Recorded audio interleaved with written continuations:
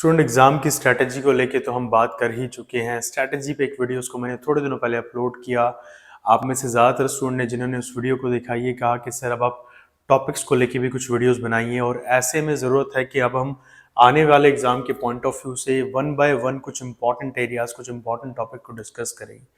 आज एक ऐसे ही टॉपिक की मैं बात करूंगा। टॉपिक का नाम है लिबरलिज्म, उदारवाद।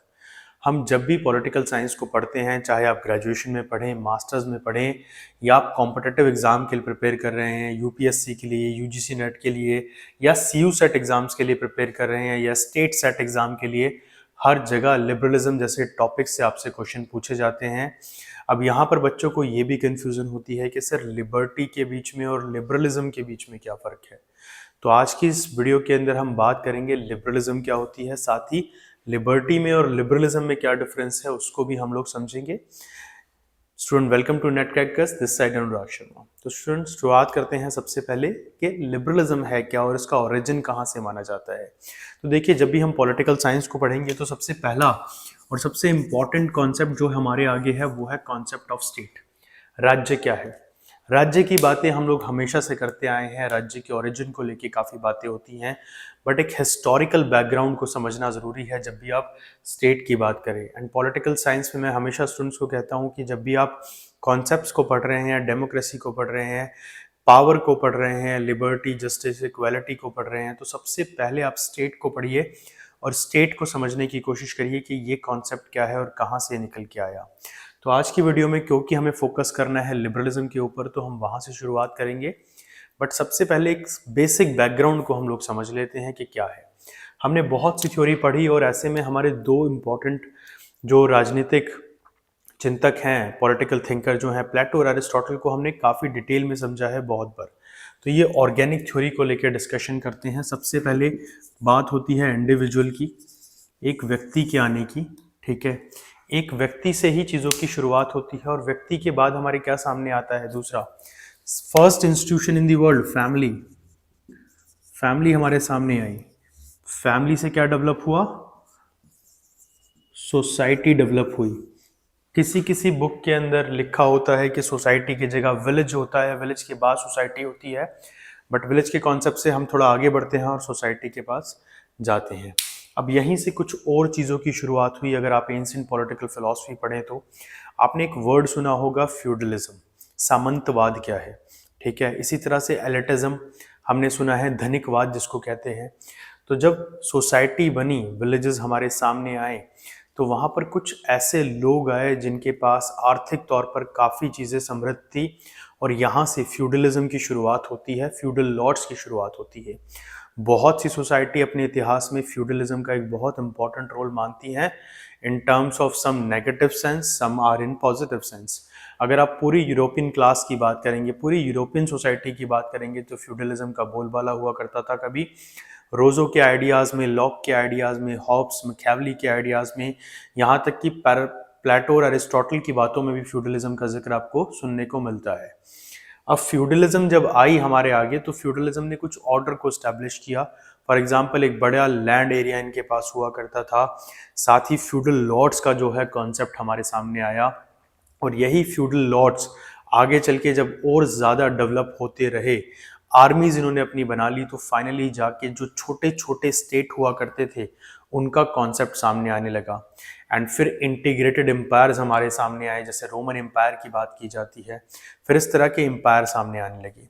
बट इस सारे डेवलपमेंट में जो सबसे इंपॉर्टेंट स्टेप माना जब पॉलिटिकल थिंकर्स ने, वो माना कि सोसाइटी के बाद फिर आया राज्य, स्टेट आया। अब इस चार्ट को मैं एक बार दोबारा से रिक्रिएट करके समझा देता हूँ आप लोगों को, ताकि थोड़ा सा आसान हो जाए आप लोगों के लिए इसको समझना। तो शुरुआत हुई इंडिविजुअल के पास, सबसे पहले व्यक्ति आया हमारे पास। व्यक्ति से हमारे पास क्या आई, फैमिली पे हम जाते हैं, सोसाइटी पे हम थर्ड स्टेप पे जाएंगे। हमारे पास आई फैमिलीज। फैमिलीज के बाद हमारे सामने आई क्या, सोसाइटी आई हमारे पास, और सबसे लास्ट में आया हमारा राज्य, स्टेट सामने आया। अब यहाँ पर भी दो चीज़ें समझनी ज़रूरी है। जब प्लेटो इस ऑर्गेनिक चेन की बात करते हैं, तो वो कहते हैं कि इस पूरी चेन के अंदर जो है, state is a highest form of individual, राज्य व्यक्ति का सबसे बड़ा स्वरूप है। वहीं पे एरिस्टोटल कहेंगे कि state is a prior to individual. वो ये नहीं कह रहे कि व्यक्ति बाद में आया ऐसा कुछ, पर वो कह रहे हैं कि जब एक बार ये चेन कंप्लीट होती है तो राज्य का स्थान व्यक्ति से आगे या ऊपर निकल जाता है। तो अब यहाँ की बहस तो स्टेट के ओरिजिन तक ठीक थी, पर अब कुछ और चीजों के ऊपर विचार होने लगे, समय आगे बढ़ने लगा, रूल्स के ऊपर बात होने लगी, गवर्नमेंट के ऊपर बात होने लगी। और उस समय के चिंतकों ने माना कि गवर्नमेंट का सबसे अच्छा फॉर्म जो हो सकता है, राज्य को चलाने के लिए सबसे अच्छी जो नीति हो सकती है वो क्या हो सकती है, वो ये हो सकती है कि स्टेट के कुछ ऑर्डर एस्टेब्लिश किए जाए जिसमें फॉर्म ऑफ गवर्नमेंट क्या हो, इस पे बात हो। तो मोनार्की, जिसको आप राजतंत्र कहते हैं, वो सबसे ज्यादा प्रबल एक फॉर्म थी, सबसे ज्यादा अपनाए जाने वाली फॉर्म थी वो उस समय। लोग मानते थे कि मोनार्की ज्यादा स्टैब्लिश है, ज्यादा स्टेबल है और लॉन्ग लास्टिंग माना जाता था मोनार्की को। एंड मोनार्की चलती थी हायरार्की के साथ। राजतंत्र में यही होता था, बेटा फिर उसका बेटा फिर उसका बेटा, इसी तरह से चीजें आगे बढ़ती रहती थी और समाज का जो डेवलपमेंट था वो इसी तरीके से चल रहा था। फिर आया समय 12वीं 13वीं 14वीं शताब्दी का और चीज़ें थोड़ा सा बदलने लगी। अब बहुत सारी चीज़ें बदल चुकी थी समाज में। देखिए, हम एंसेंट फिलॉसफी की जब बात करते हैं, प्राचीन जो हमारी विचारधारा थी, उसके बाद फिर ऐसा युग आया जब धीरे धीरे कॉन्सेप्ट ऑफ गॉड जो था वो बहुत प्रबल हो गया, भगवान की बातें बहुत होने लगी। चाहे आप एंशिएंट पॉलिटिकल थॉट्स में इंडियन पॉलिटिकल थॉट्स को पढ़ें या वेस्टर्न पॉलिटिकल थॉट को पढ़ें, हर जगह ही आपको गॉड से रिलेटेड काफ़ी थ्योरीज नजर आएंगी। यहाँ तक कि प्लेटो भी अपने विचारों में थ्योरी ऑफ गॉड की बात करते हैं। फाइनली मोनार्की आती है। अब एक तरफ जहां मोनार्की एज अ सिस्टम बहुत प्रबल हो चुकी है, वहीं दूसरा इंपॉर्टेंट रोल जो एक्वायर किया समय के साथ वो किसने किया, वो किया चर्चेज ने। चर्चेज आते हैं हमारे सामने, ठीक है, और चर्चेस के आने के बाद कुछ समय जब चर्चेस स्टैब्लिश हो जाते हैं तो चर्चेस बेसिकली काम ये करते हैं कि वो रूल ऑफ गॉड को अप्लाई करने की कोशिश करते हैं स्टेट्स के अंदर। और ऐसे में एक बहुत इंपॉर्टेंट थ्योरी उस समय हमारे सामने आती है, that is called PayPal theory. PayPal theory का मतलब है बेसिकली वो सिद्धांत जहां पे चर्चेस, पॉप, इनकी बातों को ज्यादा तवज्जो दी जाने लगी। ऐसी बहुत सारी एंशिएंट कहानियां आप लोग पढ़ते हैं, इस बारे में सुनते हैं कि एक समय ऐसा आया जब चर्चेस का रोल जो था, चर्चेस का जो लॉ थे वो चलने लगे थे। चर्चेस बताने लगे थे कि कौन किस धर्म में आ सकता है या नहीं आ सकता, या राजा को क्या फैसले लेने चाहिए, क्या फैसले लेने नहीं चाहिए। तो ऐसे में एक तरह से आप कह सकते हैं कि दुविधा पैदा हो गई। एक तरफ थे राजा और एक तरफ थे चर्च, एक तरफ था गॉड का लॉ और एक तरफ था कोड का लॉ। ऐसे में यहां से एक और थ्योरी ने जन्म लिया, that is called two sword theories. दो तलवारों का सिद्धांत जिसको कहा गया, आपने पॉलिटिकल साइंस में सिद्धांत के बारे में पढ़ा था और यूजीसी नेट में भी 2019 में सिलेबस चेंज होने से पहले जो सिलेबस था उसमें हम टू शॉर्ट थ्योरी को पढ़ा करते थे। एक नई थ्योरी का ओरिजिन होता है। अब देखिए दुविधा क्या आ गई, राजा और उसका मत, चर्चेस और उनका मत। तो पैपल थ्योरी और टू शॉर्ट थ्योरी जब हमारे सामने आई तो ये जो डिफरेंसेस थे वो हमें समझ में आए। बट क्योंकि धीरे धीरे समाज आगे बढ़ रहा था, अलग अलग साइंटिफिक डिस्कवरीज होने लगी थी, लोगों के अंदर वाइजनेस फैलने लगी थी, रैशनलिटी फैलने लगी थी, धीरे धीरे अब लोग इस चीज पे विचार करने लगे कि किस तरह से एक ऑर्गेनाइज स्टेट को, एक ऑर्गेनाइज राज्य को बनाया जाए। जस्टिस के कॉन्सेप्ट, लॉस के कॉन्सेप्ट, वेलफेयर के कॉन्सेप्ट से बात होने लगी। और ऐसे में कुछ और इम्पॉर्टेंट कॉन्सेप्ट हमारे सामने आए। हमारे सामने वो थिंकर आए जिन्होंने यूनिवर्सलिज्म की बात की, जिन्होंने बात की ह्यूमनिज्म की, मानववाद की बात की, और यहां से विचारों में बदलाव आना शुरू होता है। इसी टाइम को, जो कि 14th सेंचुरी के बाद स्टार्ट हुआ, धीरे धीरे रोमन एम्पायर भी आगे चल के डिसइंटीग्रेट होने लगा। इस समय को हमने एरा ऑफ एनलाइटमेंट के नाम से जाना, या कुछ जगह रेनेसा लिखा होता है, पुनर्जागरण लिखा होता है। ये आप वर्ड कंटिन्यूसली इंटरचेंजेबली पढ़ते रहते हैं, रेनेसा या एनलाइटमेंट का एरा, इसकी बात होने लगी। और उसी समय में एक मूवमेंट हमारे सामने आती है और इस मूवमेंट के साथ ही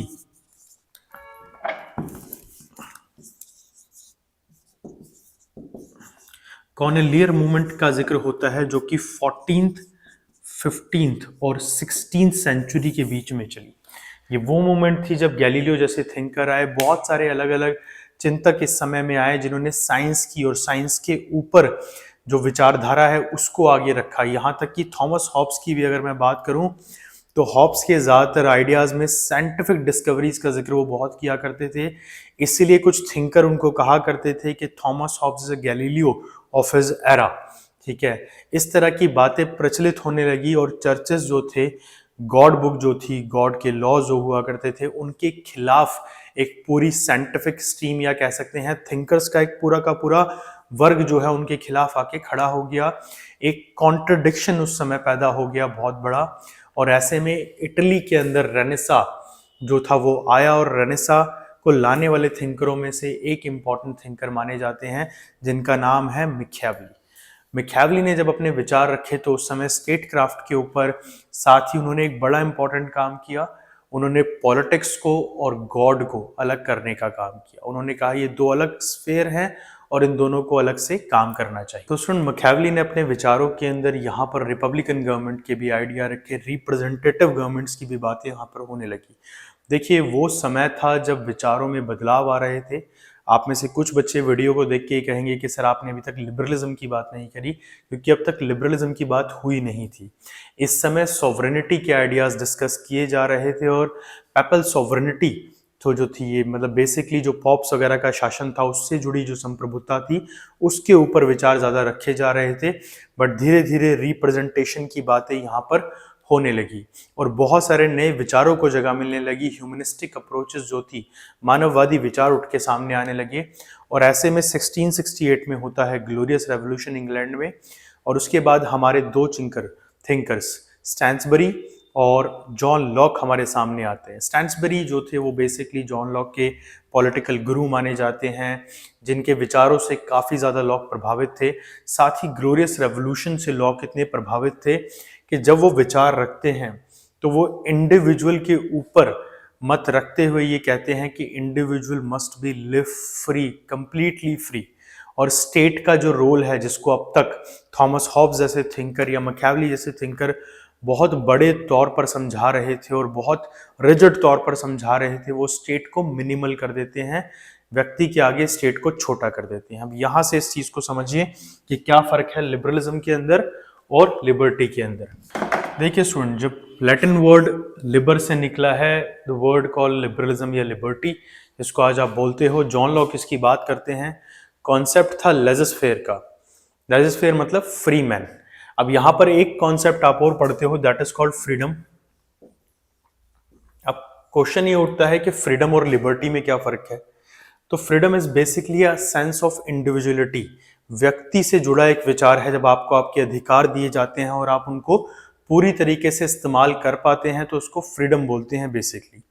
पर जब यही अधिकार राज्य के अधीन होते हैं और राज्य के कुछ कानूनों के अधीन ये चलते हैं, तो वहां पर कॉन्सेप्ट आता है लिबर्टी का। दैट मीन्स आपकी फ्रीडम है बट कंप्लीट नहीं है। इनकम्प्लीट इस सेंस में है कि आपकी फ्रीडम इस चीज को मेक श्योर करे कि आप अच्छे से रहो, पर सामने वाले की फ्रीडम को आप किसी भी तरीके से रोको ना या उसको दबाओ ना।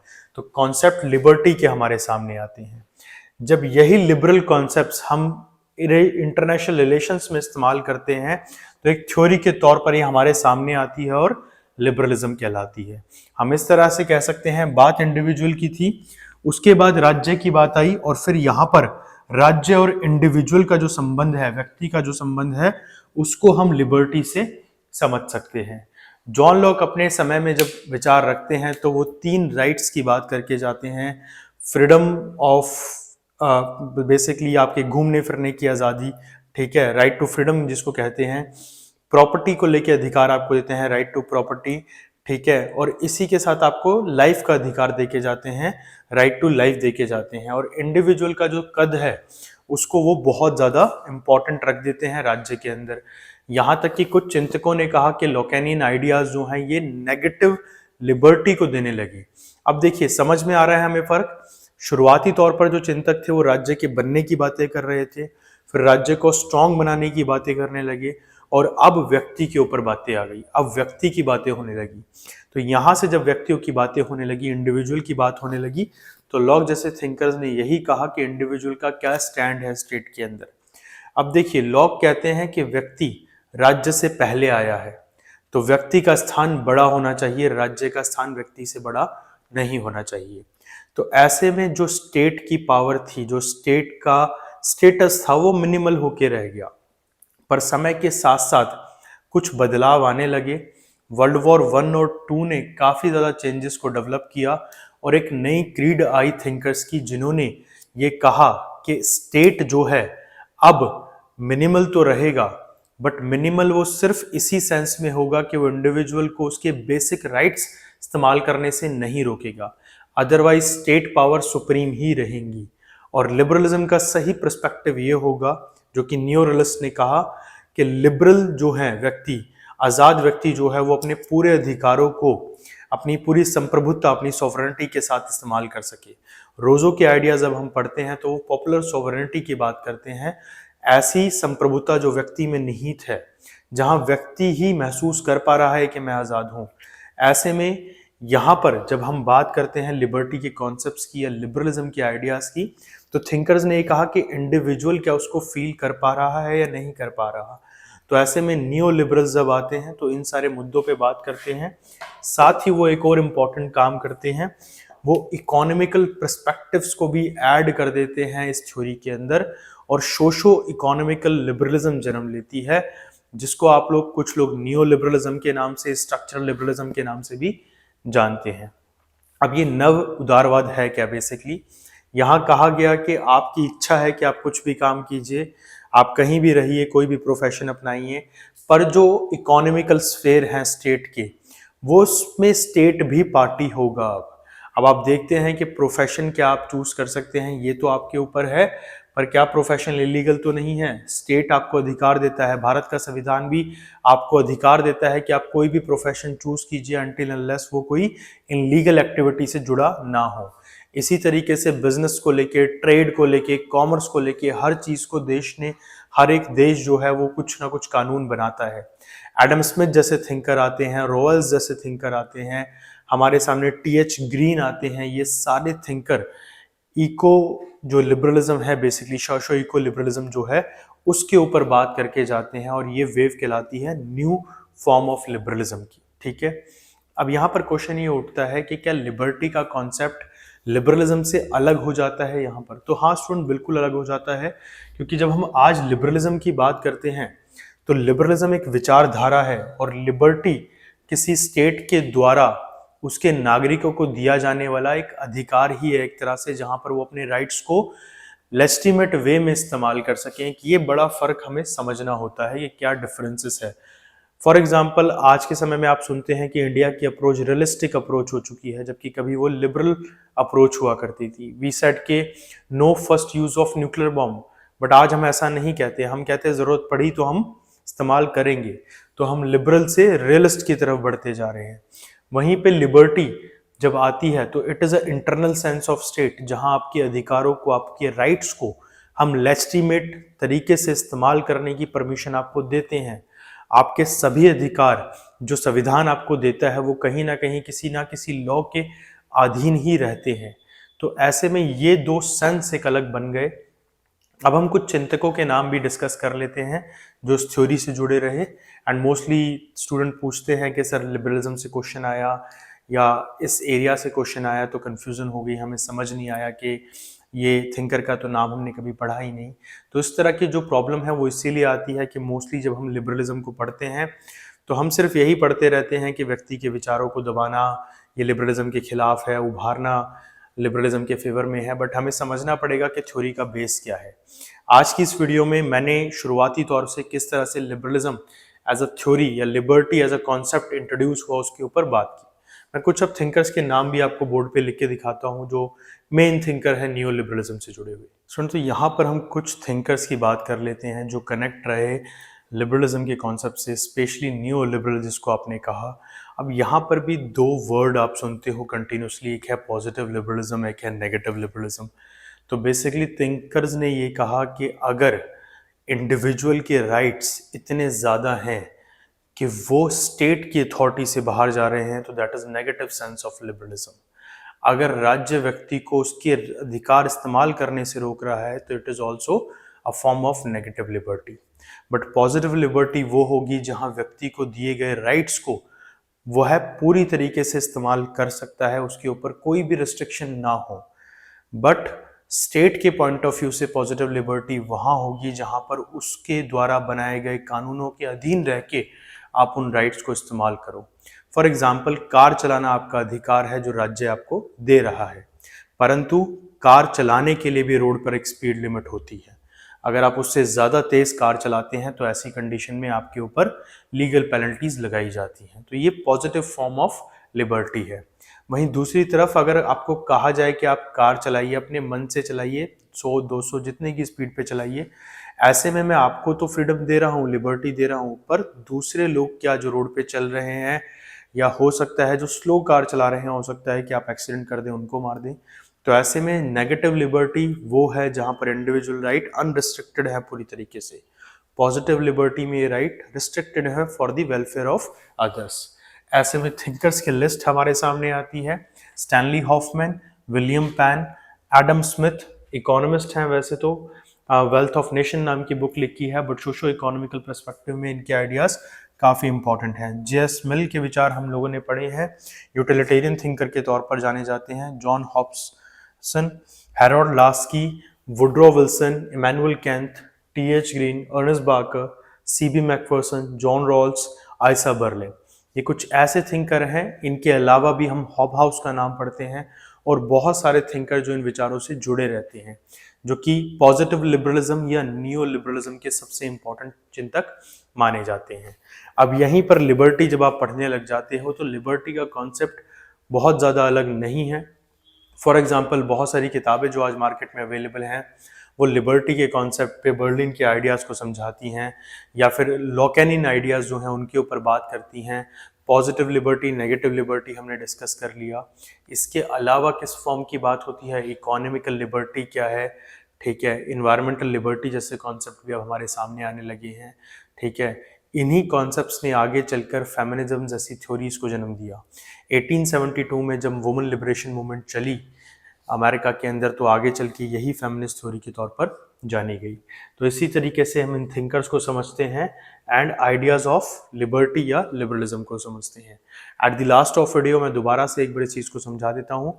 Liberty is a sense where individual can absolutely use his right under the legitimate restriction of state. Freedom is something which is related to individual in sense of using your right completely, and liberalism is a theory which basically represent international diplomacy, relation with the other countries, and the perspective ideological approach of the country. So I hope student के video में जितने भी point मैंने discuss करे आप लोगों ने अच्छे से समझे होंगे। बाकी इसी तरह से और बहुत सारे टॉपिक्स पे आने वाले समय में वीडियोस आपको मिलती रहेंगी। आप लोग चैनल के साथ जुड़े रहिए। धन्यवाद दोस्तों।